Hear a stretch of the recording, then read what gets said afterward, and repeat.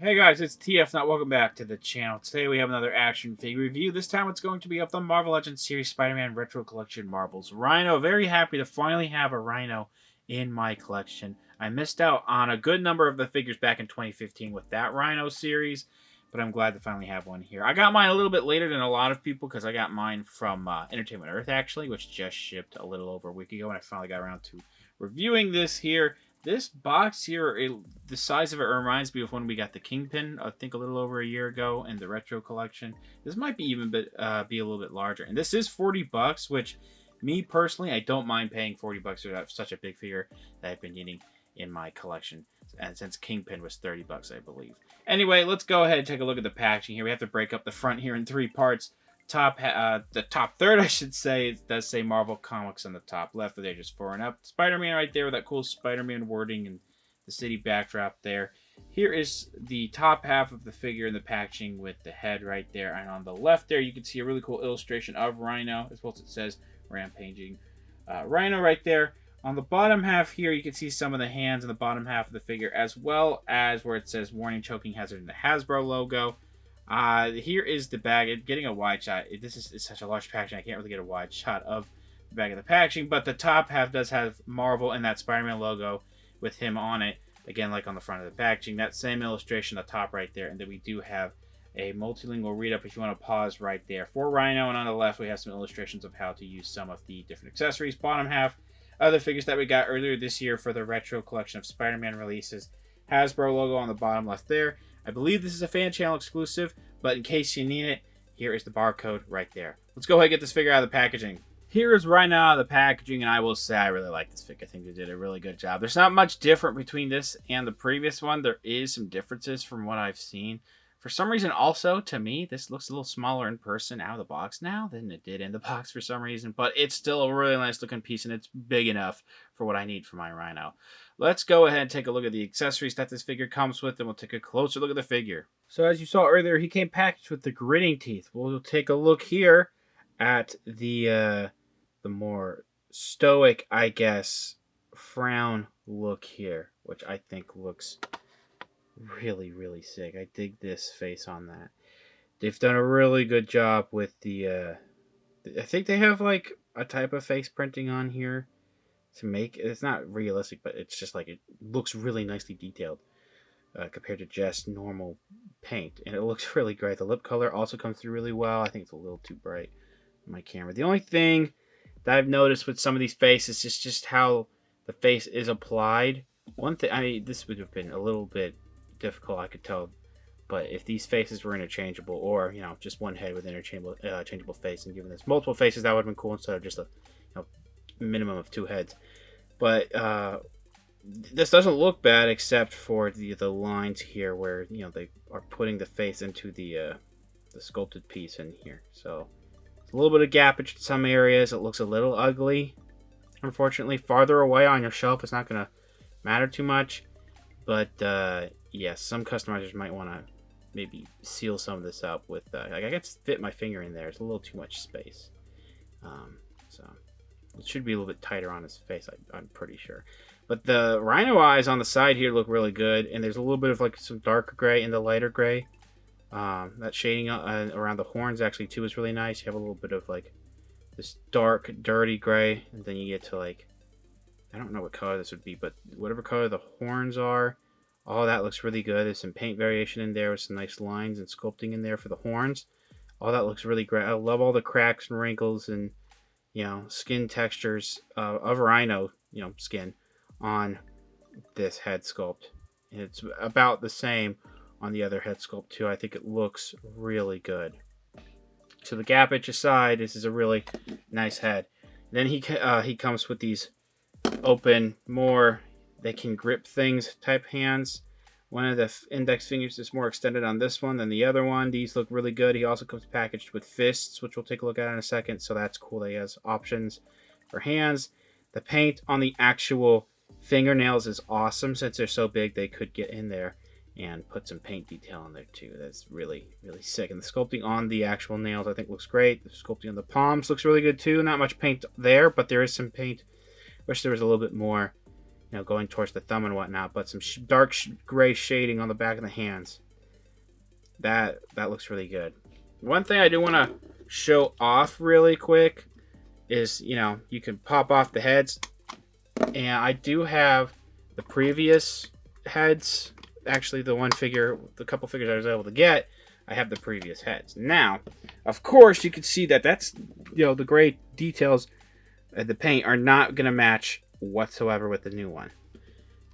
That one looks pretty good on it. It's that one, the more screaming face. So all that fits on there well. Maybe a little bit loose, but it still looks pretty good. So this is the face it comes packaged with. I think it looks really good. I think the gappage around here is filled out better on this face than the previous face I showed off. The teeth, the paint on there is also really good. There's a little bit of skin tone maybe showing in there, but it's not bad at all. It's very nice. I think the left eye is ever so slightly off-centered, looking over to the left, but you really have to... I just noticed, like... I've had this out of the box for 25 minutes, I just now noticed, so... far away, you're not going to be able to tell, and even close up, it's really not that big of a deal, I don't think. The paint apps on the rest of this mask and the head are pretty consistent with the previous head I showed off. That alternate head that this figure comes with. All that looks really great. The eyes on the Rhino looking sick. I really like all the cracks and bumps. Again, on not just this head, but the entire suit, and the horns come through really good. Really well, too. This is a very large, muscular figure. Maybe not as large as the Diamond Select version, I believe. I don't own that one. We have some nice bumps throughout, the whole arms, especially on the shoulders and the upper arms and the biceps, the shoulders right there, on the chest too. One thing I noticed is just, I wish it was a little bit better when it spreads out the dark gray, because it just seems like it clumps together. This is like this with a bunch of other Marvel Legends that have these similar type of paint apps. So just put it in some areas and it'll just be a very stark contrast between this here, like this gray, and here, and it just kind of like stops. It's not really natural looking to me, if you ask me. It's a little bit better, like on here. It looks like a way more consistently spread out, and like fading from dark to light looks better here. But like on the chest and like on the upper legs, it just kind of stops. As you can see, there should be some going into the knees, but it just stops. And there's barely any of that shading on the back of the figure. They barely paint the back of the figures a lot of the time, unless the design calls for it, like Spider-Man. And we do have, again, a lot of really consistent details in the back for the skin of the bumps and whatnot.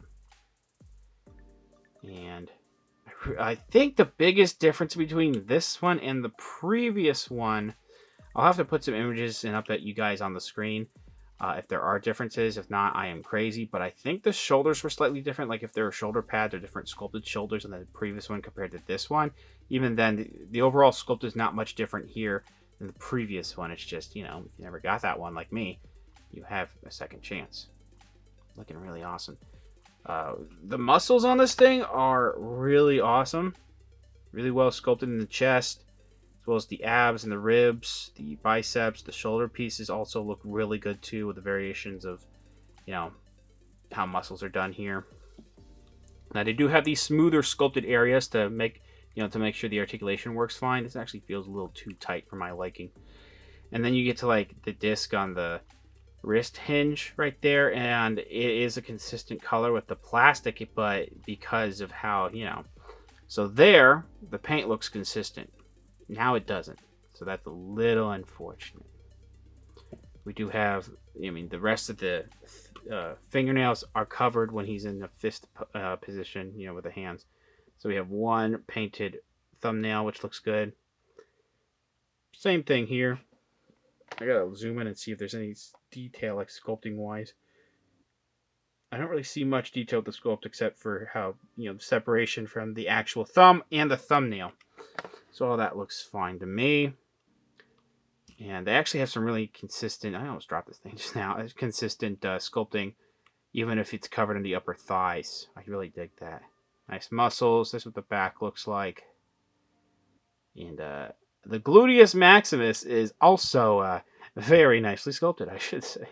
Oh man, I'm a dork. But anyway, we do have the back of the knees that have some nice sculpting. And the knee pads also look really sick too. And these actually, the calves have some really nice muscles and variation. I feel like, whoa, what's going on here? What is that? You see what's going on in the, something kind of messed up with that, where the peg's supposed to go, you know? Interesting. I think that they just had a problem just getting this in there, and then something happened to the plastic. Granted, it's not super noticeable, especially when you're looking from the front. And even then, it's because it's all a consistent color to where you can't notice it too well. But, I mean, now that I've pointed it out, I can't help but notice it. So that was really weird. Man, it's a little bit of a bummer, but at least it doesn't get in the way too much. We have some wrinkles towards the feet there. And then we have a little bit of shading on top of the feet. The toenails look really sick. They have a little bit of like some dark gray going into that whatever color they're using for the nails. All that looks really awesome. So there's not much detailing on the bottom of the feet except a little bit right here towards the arch of the foot, which actually looks really sick. I might have a little bit of difficulty doing this next part, but the articulation is pretty standard for a Marvel Legends. But the way that they have done the head is, you know, look in here and there's a hole in there for this peg that goes in the head. Plop it in there. It rotates around. That's as far as the rotation you actually get. In theory, it can rotate all the way, but the sculpting gets in the way. That's as far down as it goes. And that's as far up as it wants to go, which is not amazing. We do have arms that go all the way around. They go in and out. His arms are so large. This is about as far as I can get out. Upper arm swivel is a little tight on this, but it can rotate all the way around. You have a single joint elbow that almost gets 90. And we have a swivel at the wrist and a hinge at the wrist for all sets of hands. The crunch forward is okay, except I can't really hear the snap on mine. It kind of wants to get pushed back a little bit. But there is virtually no back movement for the ab crunch. We do have a waist twist that kind of breaks up the sculpt a bit, unfortunately. We do have legs that kick almost all the way out. Actually, pretty much all the way out. Not bad there. And you can't really move the legs back at all. We have a really good split. Not perfect, but decent enough. And then we do have thigh swivel here. Single joint knee. Because of how bulky this figure is, the articulation is going to be a bit hindered, which is disappointing, but it's expected. It's been like this for years. You can get him into almost anything you want him to. The up movement for the ankle is not great. The down movement's pretty good, though. And we do have ankle rockers. For quick size comparisons, right there next to him on the right, that is the Retro Collection Marvel Legends Kingpin, which for some reason, I just thought that this Rhino was bigger than this Kingpin figure in the box for some reason. Kingpin is actually, looks like he's about the same height, but, you know, you can tell where the placements of the face are, that Kingpin is actually a little bit taller. The horns make Rhino just a little bit taller, though. Far left, that is Black Suit Spider-Man that came out earlier this year, which scales really well with the Rhino. Far right, that's the first ever Black Series Mando, which normal size Marvel Legends are already a little bit taller than Black Series, but you can see just how much Rhino towers over Mando. Overall, I'm very happy to finally have a Rhino in my collection. I could have gotten the Diamond Select one, but I preferred just how the Marvel Legends one looked.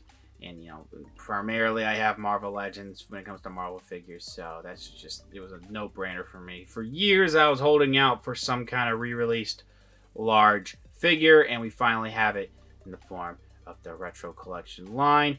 Few differences between this one and the previous one, to where I don't really know if those differences are going to warrant getting the new one if you like that previous one. If you just like the colors on this new one, I guess that's a reason why. But if you weren't able to get it before, now is your chance. And it's still available for pre-order on certain retailers. It's a really nice figure that has a little bit of hindered articulation, unfortunately, and not the greatest of paint apps. But it's still really nice when it comes to details. And those accessories are pretty cool, too. Thanks for watching. Please subscribe to the channel if you haven't already. Comment down below what you think about the figure, what you think about the review. Leave a like, share amongst your friends. Follow me on Instagram for more content over there, and I'll see you guys later.